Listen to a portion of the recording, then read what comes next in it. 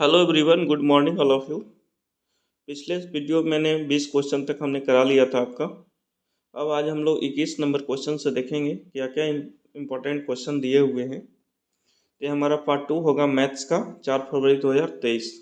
According to national curriculum framework 2005, mathematics teaching and learning at the primary level should focus on. राष्ट्रीय पाठ्यचर्या रूपरेखा 2005 के अनुसार प्राथमिक स्तर पर गणित का शिक्षण और अधिगम केंद्रित होना चाहिए। तो गणित के रेस्पेक्टिव में बात किया गया है। तो मेमोराइजेशन और प्रोसीड्यूर, कभी भी मेमोराइजेशन आएगा ना दोस्त, उसको आप डिलीट कर दीजिएगा, ठीक। Mathematical games, puzzle and activity to introduce a concept, अवधारणा का परिचय देने के लिए गणितीय खेलों, पहेलियों व गतिविधियों पर पहल। ये आपका सही हो सकता है कि आजकल देखते होंगे 5-6 क्लास से रीजनिंग का बुक बच्चों को पढ़ाया जाता है ताकि उनका माइंड डेवलप हो आगे के भविष्य के एग्जाम्स के लिए। Rote learning of multiplication tables counting, पहाड़ों रटंत, ये भी रटंत अधिगम आ गया, रटना ये भी मेमोराइजेशन का ही पार्ट है, ये भी wrong. Solving many question based on topic so that a student can learn the correct method, प्रकरण टॉपिक पर आधारित कई प्रश्नों को हल करने पर ताकि विद्यार्थी सही प्रणाली विधि सीख सकें, ठीक है। तो इसमें भी आ गया कौन सा, प्रकरण टॉपिक, तो इसको भी आप रॉन्ग कर देंगे, ठीक है।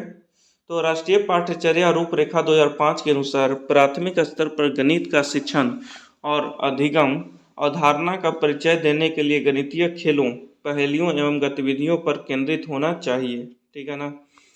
नेक्स्ट कहता है आपका कि according to national education policy 2020, NCFSC stand for. तो ऑप्शन है आपका कि राष्ट्रीय शिक्षा नीति 2020 के अनुसार NCFSC का मतलब क्या है। मतलब NCFSC का फुल फॉर्म पूछने चाह रहे हैं, ठीक है। NEP का फुल फॉर्म क्या होता है, तो नेशनल एजुकेशन पॉलिसी। तो NCFSC का फुल फॉर्म क्या है, तो national curriculum framework for school education, national curriculum framework for pre school education, और नेक्स्ट है national committee for school education और national committee for focus in school education. तो ये आपको पता होना चाहिए, याद नहीं पता होना चाहिए, और याद भी होना चाहिए, क्योंकि ऐसे कैसे बनाएंगे, फुल फॉर्म पता होना चाहिए। तो इसका फुल फॉर्म होता है a number, national curriculum framework for school education, national curriculum framework for school education. कहता है राष्ट्रीय शिक्षा नीति 2020 के अनुसार NCFSC का फुल फॉर्म होता है दोस्तों national curriculum framework for school education, जिसका अर्थ है स्कूली शिक्षा के लिए राष्ट्रीय पाठ्यक्रम रूपरेखा। स्कूली शिक्षा के लिए राष्ट्रीय पाठ्यक्रम रूपरेखा, national curriculum framework for school education, ठीक है ना। नेक्स्ट कहता है आपका 23, in order to help students distinguish between plane surface and curve surface which of the following method is most useful. In order to help student distinguish between plane surface and curve surface which of the following method is most useful. समतल पृष्ठों और वक्र पृष्ठों के बीच अंतर करने में विद्यार्थियों की मदद हेतु निम्नलिखित में से कौन सी विधि सर्वाधिक उपयोगी है, ठीक है ना। समतल पृष्ठों और वक्र पृष्ठों के बीच अंतर करने में विद्यार्थियों की मदद हेतु निम्नलिखित में कौन सी विधि सर्वाधिक उपयोगी है। तो समतल एवं वक्र पृष्ठों के मॉडल दिखाना, सेकंड कहता है विभिन्न पृष्ठों की वीडियो दिखाना, और थर्ड कहता है एक पटरे का उपयोग करते हुए त्रिविमीय वस्तु जैसे गोला, बेलन आदि को लुढ़काकर और फिसलाकर प्रदर्शित करना, और नेक्स्ट है आपका कि श्यामपट्ट पर आकृतियों को बनाना और उनको समतल पृष्ठों और वक्र पृष्ठों के रूप में वर्गीकृत करना। तो देखेंगे इसको फिर से हम लोग क्वेश्चन को, समतल पृष्ठों और वक्र पृष्ठों के बीच अंतर बताना है आपको, ठीक है। मतलब in order to help a student distinguish between plane surface and curve surface which of the following method is most useful. तो पहला समतल और वक्र पृष्ठों के मॉडल दिखाना, फिर सेकंड कहता है आपका कि विभिन्न पृष्ठों को वीडियो दिखाना, और कहता है एक पटरे का उपयोग करते हुए त्रिविमीय वस्तु जैसे गोला, बेलन, घन आदि को लुढ़काकर और फिसलाकर प्रदर्शित करना। इसका ऑप्शन दिया हुआ है सी नंबर दोस्तों कि to show rolling and sliding of 3D objects like a sphere, cylinder, cube etc using a plank, ठीक है। तो क्या कहता है कि समतल पृष्ठों और वक्र पृष्ठों के बीच अंतर करने में विद्यार्थियों की मदद हेतु सर्वाधिक उपयोगी विधि एक पटरे का उपयोग करते हुए त्रिविमीय वस्तु जैसे गोला, बेलन, घन आदि को लुढ़काकर और फिसलाकर प्रदर्शित करना। जैसे घन आदि की सतहें समतल सतहें होती हैं, बेलन, गोला आदि की सतहें घुमावदार होती हैं। ठीक है ना। समतल पृष्ठों और वक्र पृष्ठों के बीच अंतर करने में विद्यार्थियों की मदद हेतु सर्वाधिक उपयोगी विधि एक पटरे का उपयोग करते हुए त्रिविमीय वस्तु जैसे गोला, बेलन, घन आदि को लुढ़काकर और फिसलाकर प्रदर्शित करना। घन आदि की सतहें समतल होती है, बेलन, गोला आदि की सतहें घुमावदार होती हैं। ठीक है। नेक्स्ट है आपका 24 नंबर। बच्चों के लिए प्राथमिक कक्षा के गणित में सर्वाधिक महत्वपूर्ण है कि गणित कैसे सीखा जाए। निम्नलिखित में से कौन सा उपरोक्त कथन का प्रमाण दे रहा या दे रहे हैं। तो पहला कहता है कि शिक्षक द्वारा यह बताए जाने के लिए कि किसी एक प्रकार के प्रश्न को हल कैसे करना है, विद्यार्थियों को प्रतीक्षा करने की आवश्यकता है। सेकंड है विद्यार्थी को हल किए गए प्रश्नों को अच्छी तरह से देखने की और कलन विधि को याद करने की आवश्यकता है। और दोस्तों थर्ड नंबर है आपका विद्यार्थियों को सीखी हुई कार्यविधियों के सटीक पुनरुत्पादन की अपेक्षा कार्य विधियों की समझ पर ध्यान केंद्रित करने और अत्यधिक महत्व देने की आवश्यकता है। और नेक्स्ट है आपका मतलब इस तरीके से आपका मल्टीपल दिया हुआ है, कौन सा सही होगा A B C D, तो इसका दिया हुआ है B नंबर यानी कि ओनली C।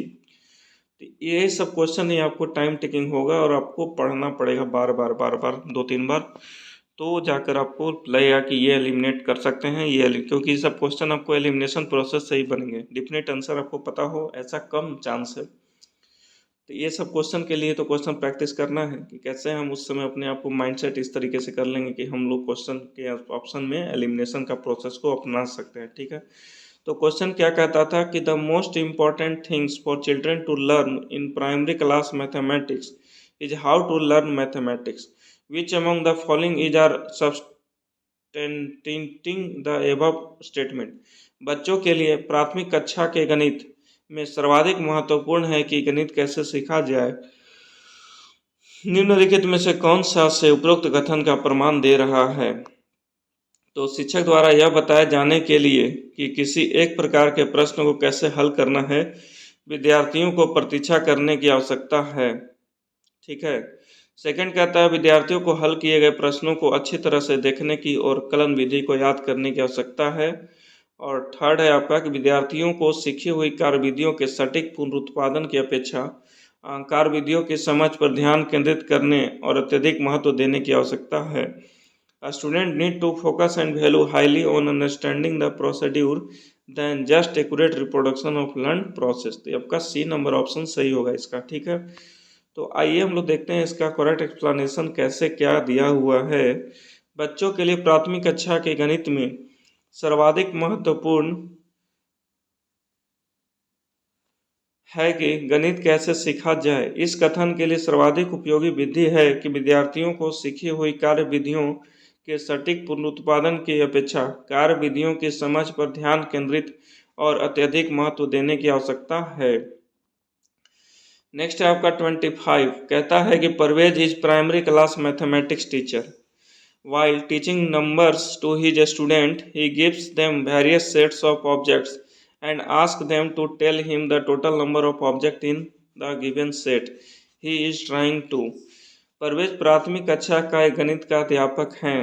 अपने विद्यार्थियों की संख्या पढ़ाते हुए ठीक है, संख्या नंबर पढ़ा रहे हैं, नंबर सिस्टम।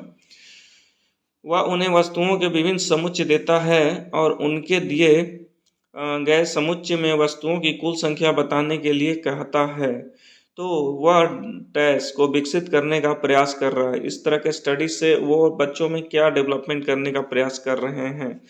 तो develop the concept of classification of object, develop the concept of place value, स्थानीय मान की अवधारणा, develop the original sense of number और develop the cardinal sense of number, संख्याओं की गणन संख्या। मतलब उन्होंने क्या दिया था आपका, उन्होंने दिया था आपका वेरियस सेट्स ऑफ ऑब्जेक्ट। तो उसमें क्या आपको find ask them to tell him the total number of object in the given set. एक सेट दे दिया था तो उसमें टोटल नंबर ऑफ ऑब्जेक्ट को पता करना था। इसका आप डी नंबर देख रहे हैं, डी नंबर दिया हुआ है कि develop the cardinal sense of number. मैं क्वेश्चन को एक बार दिखाता हूँ कंप्लीट। ये आपका क्वेश्चन है, ठीक है। हाँ, देख लीजिए क्वेश्चन और ये ऑप्शन, ठीक है। वीडियो को प्ले पॉज करके आप इसको एक बार देख लेंगे तो अच्छे से समझ में आएगा, क्योंकि आपका अपना भी ओपिनियन बहुत जरूरी है। ऐसा क्यों? ओके, तो प्राथमिक शिक्षा के शिक्षक, प्राथमिक कक्षा के शिक्षक प्रवेश द्वारा अपने विद्यार्थियों को संख्या पढ़ाते हुए वह उन्हें वस्तुओं के विभिन्न समुच्चय देता है और उनसे दिए गए समुच्चय में वस्तुओं की कुल संख्या बताने के लिए कहता है। वह संख्याओं के गणन संख्या कार्डिनल बोध को विकसित करने का प्रयास कर रहा है। समुच्चय, समुच्चय का अर्थ है विभिन्न वस्तुओं का संग्रह, ठीक है। समुच्चय का क्या अर्थ है दोस्तों? विभिन्न वस्तुओं का संग्रह। कार्डिनल नंबर, कार्डिनल संख्या सभी क्रमिक संख्याओं के संग्रह को दर्शाती है।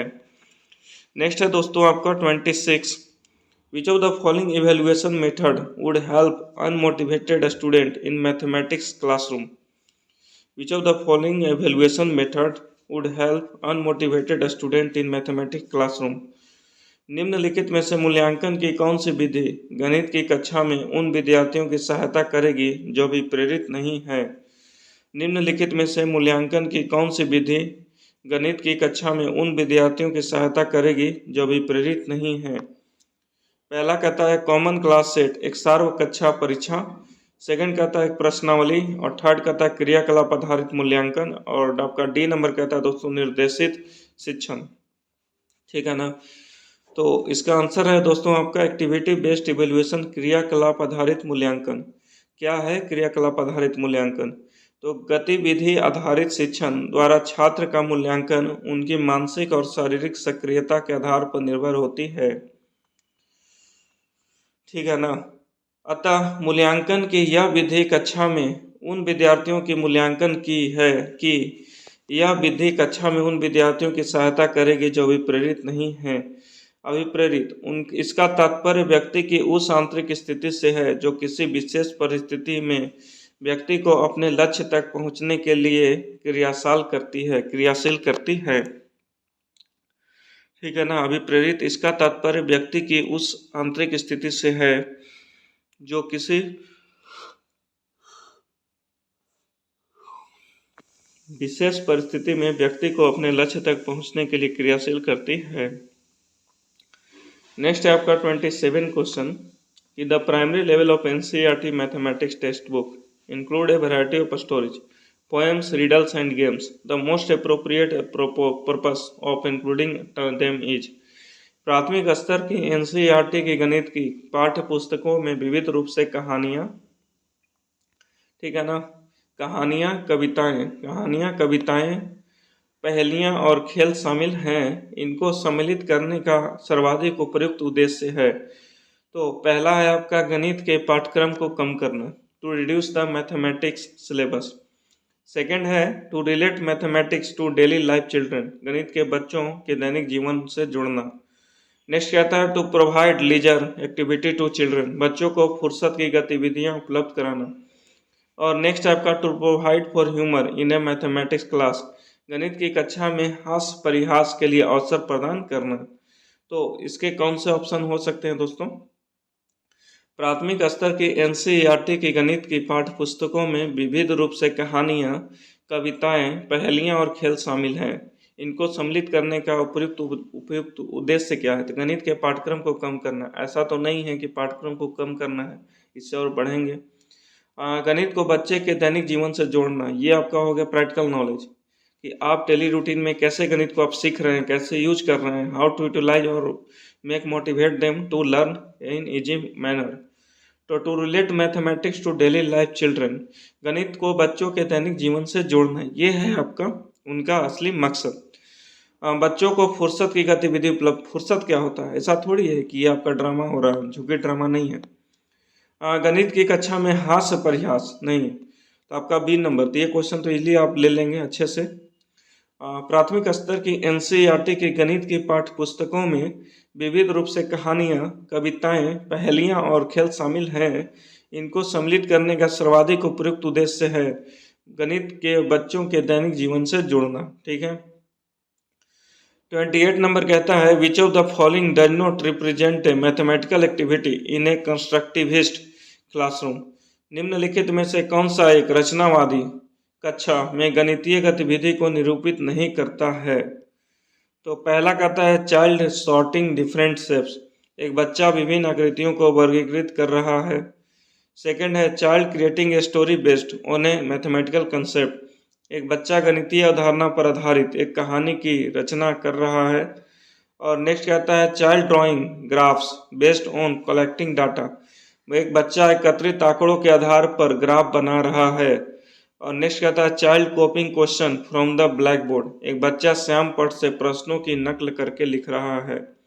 ठीक है, तो क्या है कि निम्नलिखित में से कौन सा एक रचनावादी कक्षा में गणितीय गतिविधि के निरूपित नहीं करता है। याद रखिएगा नहीं है, तो नहीं हमें नेगेटिव क्वेश्चन वाले आंसर आएंगे। तो एक बच्चा विभिन्न आकृतियों को वर्गीकृत कर रहा है। अच्छा ठीक है, एक बच्चा गणितीय अवधारणा पर आधारित एक कहानी की रचना कर रहा है, हो सकता है उसका उस तरीके से मैथमेटिकल कंसेप्ट बेस पे स्टोरी क्रिएट कर रहा हो। नेक्स्ट है कि child drawing graphs based on the collecting data, एक बच्चा एकत्रित आंकड़ों के आधार पर ग्राफ बना रहा है, ये भी अच्छी बात है। एक बच्चा श्याम पट से प्रश्नों की नकल करके लिख रहा है, तो नकल कर रहा है, याद कर रहा है, इस तरह के कंसेप्ट को आप याद रखेंगे। तो इन हमारे नेगेटिव फैक्ट हैं, तो ये सबको आप आंसर को बना सकते हैं। ठीक है, एक रचनावादी कक्षा में गणितीय गतिविधि का अर्थ है छात्र द्वारा सीखने की अपनी प्रक्रिया में सक्रिय रूप से शामिल होकर स्वयं सीखना है। पहला कहता है एक बच्चा विभिन्न आकृतियों को वर्गीकृत कर रहा है। सेकंड कहता है दोस्तों एक बच्चा गणितीय अवधारणा पर आधारित एक कहानी की रचना कर रहा है। और थर्ड कह रहा है एक बच्चा एकत्रित आंकड़ों के आधार पर ग्राफ बना रहा है। ठीक है, तो कहता है कि अतः एक बच्चा श्याम पट से प्रश्नों की नकल करके लिख रहा है, यह रचनावादी कक्षा की गतिविधि नहीं है। ठीक है, रचनावादी मतलब खुद से किसी चीज को डेवलप करना, क्रिएट करना, नामी है रचना, कंस्ट्रक्टिविस्ट एक्टिविटीज।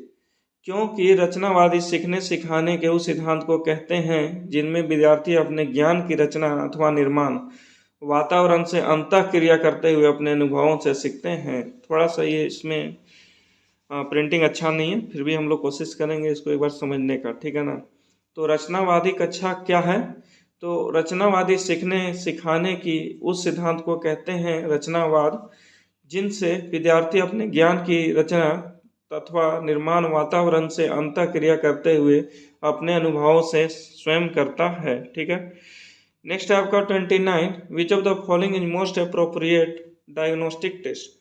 क्या होता है डायग्नोस्टिक टेस्ट, नैदानिक परीक्षाओं। ठीक है ना, तो ऑप्शन है बच्चे की समझ में रह गई कमियों को पहचानने में मदद करना।